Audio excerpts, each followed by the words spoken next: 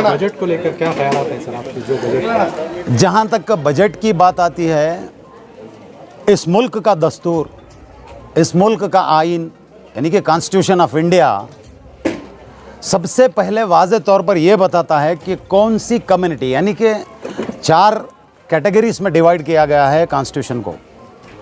वो कैटेगरीज को अगर देखा जाए, schedule caste, schedule tribe, other backward caste, religious minority और ठीक उसी तरह से अपर कास्ट, यानी कि बैकवर्ड कास्ट, बैकवर्ड क्लासेस के अपोजिट में अगर हम लोगों को देखा जाए तो फॉरवर्ड क्लास मिलती है।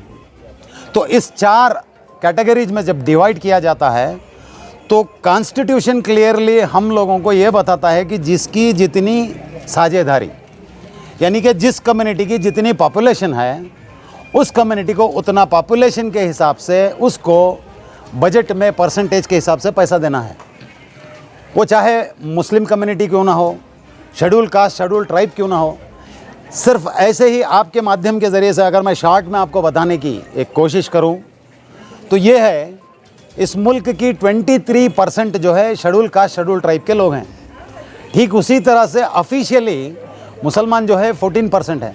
उस 14 को और 23 को इकट्ठा किया जाए, ठीक इसी तरह से ओबीसी कम्युनिटी को अगर इकट्ठा किया जाए तो इस मुल्क के बजट में 90% जो हिस्सा है वो यहाँ की डाउन ट्रॉडन यानी कि अंडर प्रिविलेज्ड सोसाइटी को मिलना चाहिए। मगर इस बजट में ना अदर बैकवर्ड कम्युनिटी के लिए उन्होंने कुछ दिया, ना कि रिलीजियस माइनॉरिटीज़ के लिए। ठीक उसी तरह से शेड्यूल कास्ट, शेड्यूल के लोगों को, शेड्यूल ट्राइब के लोगों को भी जो है धोखा हुआ है। और यहाँ की जो फाइनेंस मिनिस्टर है, मैं समझता हूँ वो उनको फाइनेंस मिनिस्टर सिर्फ उनकी कास्ट बेस पर बनाया गया है, यानी कि ब्राह्मण कम्युनिटी से हैं। ब्राह्मण कम्युनिटी लीड करने का काम कर रही है इस मुल्क में तकरीबन 3000 साल से, जिसको बाबा साहब अम्बेडकर ने अपनी किताबों में डिफ़ाइन किया था, ए ब्राह्मण has a brain in his brain. तो अपने दिमाग के अंदर दिमाग रखते हुए इन दबे कुचले लोगों को खुंदलने का काम, यानी कि और दबाने का जो काम करती है, वो बजट के हिसाब से काम चला है यहाँ पर। और देखा जाए तो 7 लाख रुपए तक जो है एग्जम्प्ट किया गया है। 7 लाख रुपए, यहाँ कोई गरीब तो 7 लाख कमाने वाला तो है नहीं।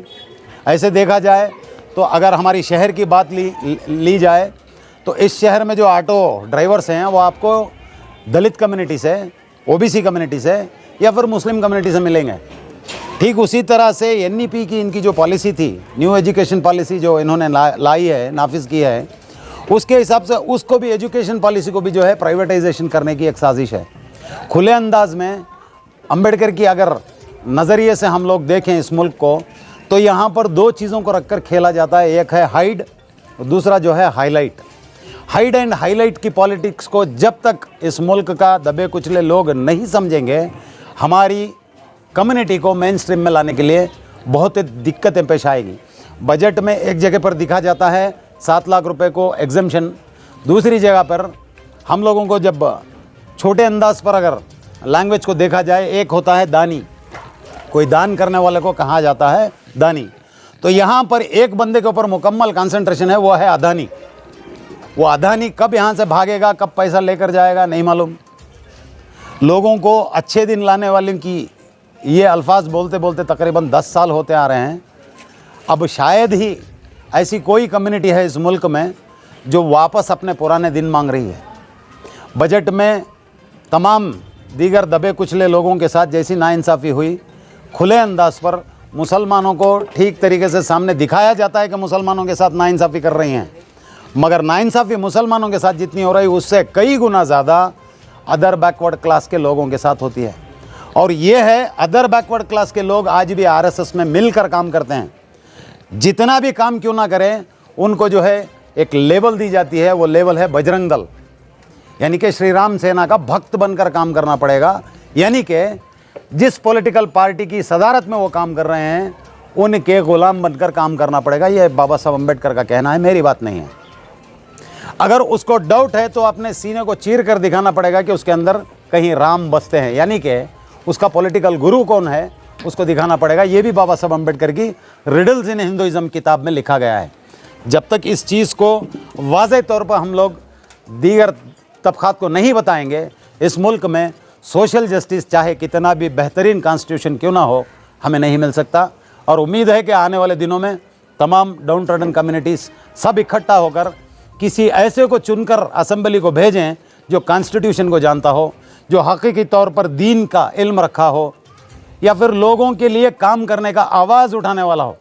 अगर ऐसा कोई लीडर तैयार होकर जाएगा तो मैं समझता हूँ चाहे हलाल हो, हिजाब हो या फिर अजान का मामला हो, कैसे भी मसले को असेंबली में ही सॉर्ट आउट किया जा सकता था, रोड पर उतरने की ज़रूरत भी नहीं पड़ती थी। ज़िम्मेदार यहाँ जो है उलमा की भी अपनी बहुत बड़ी ज़िम्मेदारी रही है।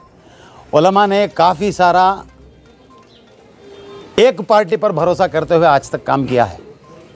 बड़ी दुखद बात है, अल-आइमतुल विरासतुल अंबिया, अल्लाह के नबी सल्लल्लाहु अलैहि वसल्लम ने फरमाया उलमा जो है मेरी विरासत है, और आज भी हम लोग उनके ऊपर मुकम्मल आंख बंद करके उनके फॉलोअर्स होकर चलते हैं, चाहे वो किधर भी हमें इशारा क्यों ना करें। मगर एक बड़ी तकलीफ़ से बोलना पड़ता है, मैं हर किसी की बात नहीं कर रहा। कल एक जगह दस्तारबंदी का प्रोग्राम होता है, वहाँ पर किसी एक गैर मज़हब के एक एमएलए को बुलाकर बिठाया जाता है। मेरी एक अदबन गुजारिश है, चाहे कोई भी एमएलए क्यों ना हो, मुसलमान हो, कॉरपोरेटर हो, ऐसे की हिम्मत अफजाई के लिए उलमा उन लोगों को सामने लेकर काम करना है। और यहाँ के पॉलिटिकल लीडर्स को भी हम लोगों को बताना है कि आपके पीछे कौम खड़ी है, आप आवाज़ तो उठाइए। आपके ऊपर अगर कुछ भी आवाज़ आए तो कौम आपके पीछे खड़ी है, कम्युनिटी आपके पीछे खड़ी है। ज़िम्मेदार अल्लामा इकबाल अपने अंदाज़ में एक बात कहते थे, वो क्या है, हर फ़र्द है मिल्लत के मुक़द्दर का सितारा। तो यहाँ हर एक की अपनी अपनी रिस्पॉन्सिबिलिटी है। मैं अगर दूसरे के ऊपर रिस्पॉन्सिबल ठहरा हूँ तो कहीं मैं मेरी रिस्पॉन्सिबिलिटी से चूक करने का काम करता हूँ। इसलिए ख़ास तौर से नौजवानों की सख्त ज़रूरत है आज इस समाज को, सोसाइटी को एक हकीकी जो निज़ाम हम लोगों के आबा व अजदाद ने यहाँ पर पीसफुल बनाया था, तो ऐसा बनाने में नौजवानों को भी आगे बढ़कर काम करना है।